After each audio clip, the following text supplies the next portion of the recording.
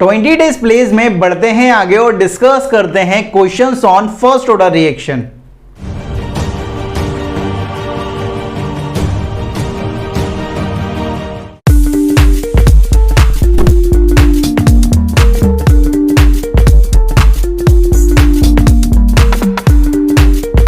Hello student, कैसे हैं आप? This is chemistry Baba. Welcome to chemistry Adda, एक ऐसा प्लेटफॉर्म जहां पर आप केमिस्ट्री को फील करते हैं। 20 डेज प्लेज चल रही हो और आप बोर्ड्स की तैयारी कर रहे हो और यहां पर आज हम देखने वाले हैं कि फर्स्ट ऑर्डर रिएक्शन में जो भांति भांति के क्वेश्चन आपके पास आते हैं उन्हें आप कितनी आसानी से सॉल्व कर सकते हो। यार, जब भी आपको फर्स्ट ऑर्डर रिएक्शन के क्वेश्चन सॉल्व करना है तो आपके दिमाग में ये कुछ चीजें होनी चाहिए। पहला कि यहां पर जो फर्स्ट ऑर्डर रिएक्शन होती है उसकी जो रेट होती है वो डायरेक्टली प्रोपोर्शनल होती है concentration raise to the power 1। Second कि यहां पर जो k रहता है वो किसके बराबर होता है? k equal to 1/t into 2.303 log a upon a minus X. a यहां पर इनिशियल कॉन्सेंट्रेशन है, x कंज्यूम पार्ट है, k रेट कांस्टेंट है, t टाइम है भाई। ठीक है। और थर्ड आपको याद होना चाहिए कि यहां पर जो t हाफ होता है उसकी वैल्यू कितनी होती है? 0.693 अपॉन k होती है। और अपन ने एक और फॉर्मूला देखा था क्या?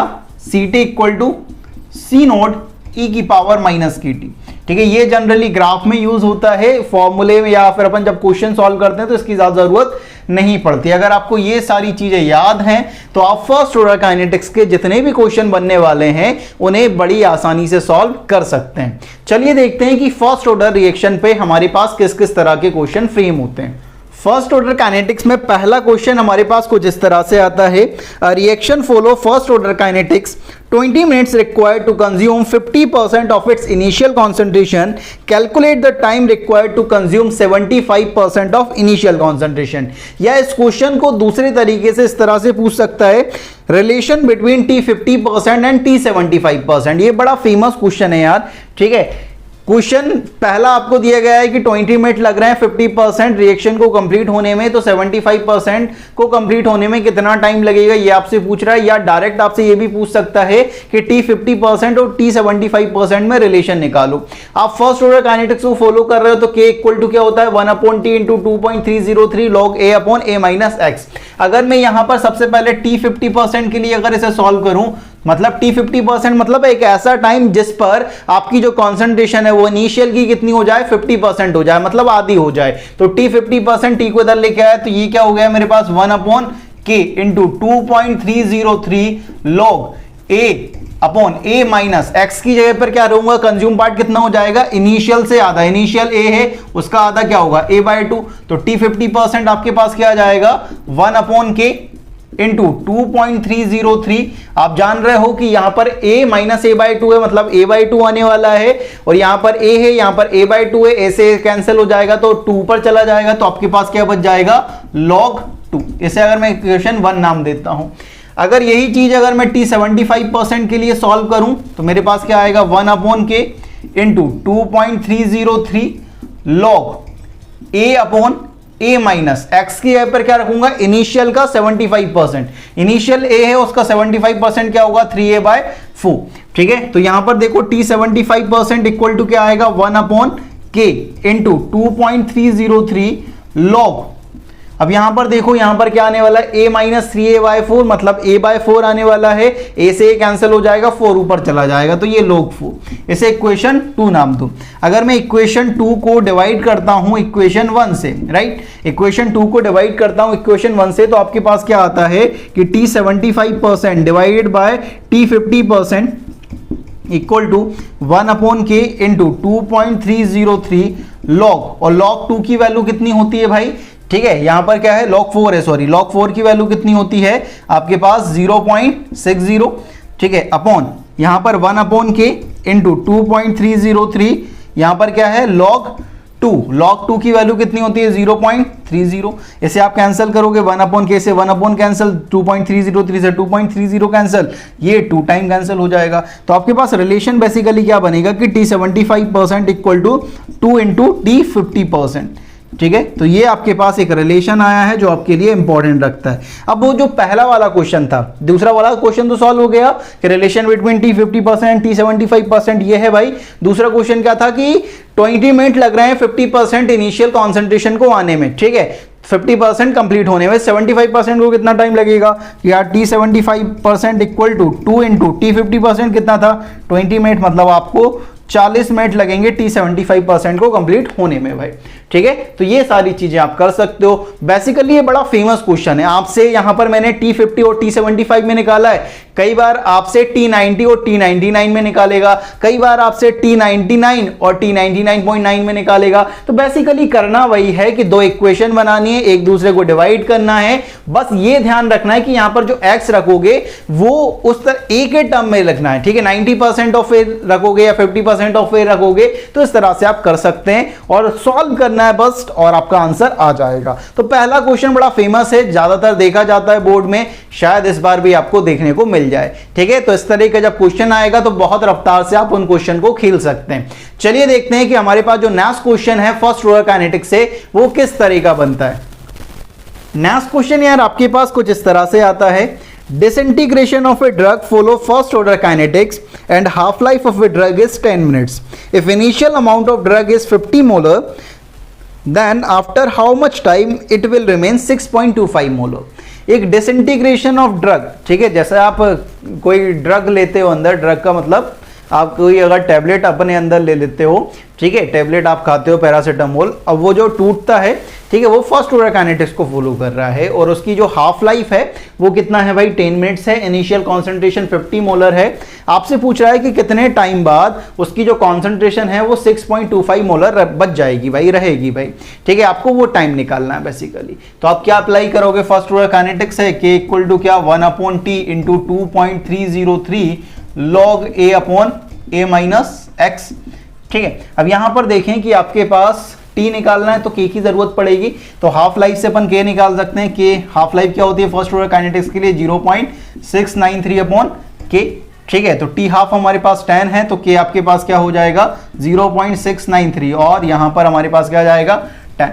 तो यहां पर अपन t के लिए सॉल्व करेंगे तो ये क्या होगा हमारे पास 1/k into 2.303 log a upon a minus x, ठीक है। यहां पर देखें t equal to 1 upon k की जगह 0.693, ठीक है, into 10 into 2.303 log c note कितना है इनिशियल कॉन्सेंट्रेशन 50 और a माइनस एक्स मतलब सी टी कितना है 6.25 मोलर, ठीक है। अब यहां पर अगर अपन इसे सॉल्व करेंगे तो ये लगभग कितनी बार जाएगा यार, इस पॉइंट को हटाते हैं, यहां 2 जीरो लेकर आते हैं, तो 25 2 जा और 25 जा, ठीक है। और यहां से ये 4 टाइम मतलब log 8 आएगा और log 8 की वैल्यू कितनी होती है 0.90, ठीक है। अब यहां पर आप देखेंगे तो इस पॉइंट को हटाएंगे तो 1 0 यहां पर आ जाएगा आपके पास, ठीक है, और ये लगभग 3 टाइम कैंसिल हो जाएगा। तो आपके पास क्या आने वाला है भाई 10, ठीक है, डिवाइड बाय 3 इंटू 0.90 इंटू 10। तो बेसिकली आपके पास कितना आने वाला है 90 divide by 3 that is 30 minute.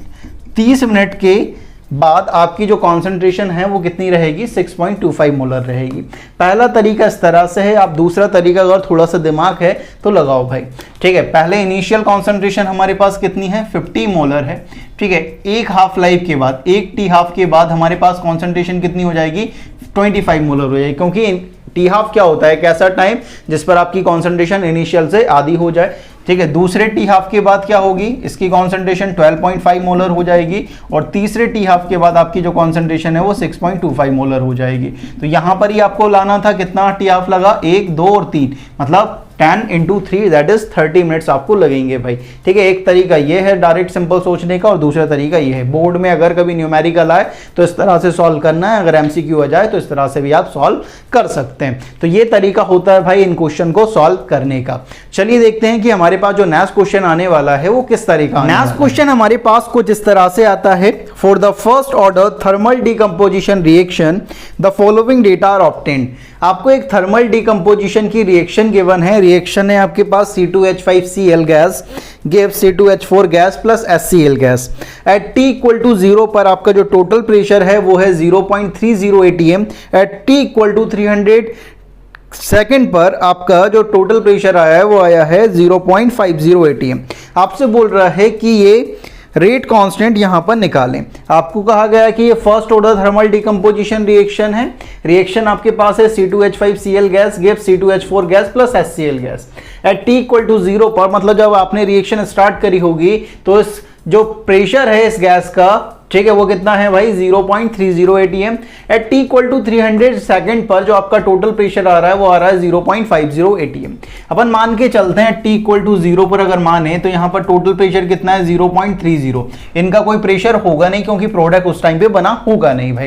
Eight T equal to 300 second पर अगर बात करें तो अपन मान के चलते हैं कि 0.30 में से P चला गया होगा तो ये P बना होगा और ये भी P बना होगा, और यहां पर 300 सेकेंड पर जो टोटल प्रेशर है वो कितना है 0.50 atm, मतलब 0.30 minus P plus P equal to 0.50 atm, मतलब 0.30, एक P से एक P कैंसिल हो जाएगा, इक्वल टू 0.50। तो आपका जो P आएगा वो कितना आएगा 0.50 माइनस 0.30 दैट इज 0.20। ठीक है, इतना एटीएम का प्रेशर है। अब आपको रेट कांस्टेंट निकालना है यार। ठीक है, रेट कांस्टेंट की बात करें K इक्वल टू क्या लिख सकते हैं 1/T इंटू 2.303 लॉग अपन यहाँ पर अब इनिशियल प्रेशर, ठीक है, upon P node minus P ऐसा लिख सकते हैं। इनिशियल प्रेशर को P नोड लिख दिया तो K इक्वल टू 1/T की जगह क्या लिख सकता हूँ 300 इंटू 2.303 लॉग P नोट कितना है हमारे पास 0.30 अपॉन P नोट कितना है 0.30 माइनस P कितना है 0.20। ठीक है, तो यहां से हमारा जो K आएगा वो आएगा 1/300 इंटू 2.303 लॉग यहां पर 0.30, यहाँ पर 0.10, इसको हटाओगे तो ये 3 टाइम कैंसिल हो जाएगा, और log 3 की वैल्यू कितनी होती है 0.47, तो 1/300 इंटू 2.303 log 3 की वैल्यू है 0.47। इसे जब सॉल्व करोगे तो इसकी वैल्यू आनी चाहिए 3.66 इंटू 10 की पावर -3। ठीक है, तो ये रेट कांस्टेंट की वैल्यू कितनी आएगी 3.66 इंटू 10 की पावर -3। बेसिकली इस तरह से आप सॉल्व करना है। आपने क्या करा है, गैसियस रिएक्शन को जो प्रेशर होता है वो कॉन्सेंट्रेशन से रिप्लेस हो जाता है एट कांस्टेंट टेम्परेचर। ठीक है, एट कांस्टेंट टेम्परेचर पर इसे आपने रिप्लेस कर दिया बस, और बाकी बिल्कुल सेम करा है बस। ठीक है, तो ये क्वेश्चन थोड़ा सा अच्छा माना जाता है फर्स्ट ऑर्डर रिएक्शन में। चलिए देखते हैं कि हमारे पास जो नेक्स्ट क्वेश्चन आने वाला है वो क्वेश्चन यार हमारे पास कुछ इस तरह से आता है। The thermal decomposition of HCOH is a first order reaction with a rate constant 2.4 into 10 की power -3 second inverse at a certain temperature. How long it will take for 3/4 of initial quantity of HCOH to decompose? ठीक है, आपके पास एक thermal decomposition है HCOH का, formic acid का, जो first order reaction को फॉलो कर रहा है, जिसका रेट कांस्टेंट है 2.4 इंटू 10 की पावर -3। ठीक है, तो 3/4 ऑफ इनिशियल कॉन्सेंट्रेशन तक पहुंचने में उसे कितना टाइम लगेगा। ठीक है, तो वो आपसे पूछ रहे हैं। सपोज मान लेते हैं कि इनिशियल कॉन्सेंट्रेशन आपके पास कितनी है, A है, तो CT कितना हो जाएगा 3/4 मतलब 3A/4। ठीक है, इनिशियल कॉन्सेंट्रेशन कितना हो जाएगा, मतलब कंज्यूम होने में कितना लगेगा, x क्या हो जाएगा 3A/4। ठीक है, अब यहां पर अपन देखते हैं हमारे पास क्या होता है relation K equal to 1/T into 2.303 log A/A minus x। ठीक है, अब यहां पर अगर बात करें तो हमारे पास बेसिकली है क्या कि T equal to 1/K K की जगह 2.4 इंटू 10 की power -3 into 2.303 log A/A minus x की जगह पर क्या रखेंगे 3A/4। तो T इक्वल टू क्या हो जाएगा 1/2.4 इंटू 10 की पावर -3 इंटू 2.303 लॉग A/A/4। ठीक है, और log 4 की वैल्यू कितनी होती है, log 4 की वैल्यू होती है 0.60। आप इसे सॉल्व करेंगे, ठीक है, तो इसका आंसर आना चाहिए 5.77 इंटू 10 की पावर 2 सेकेंड्स।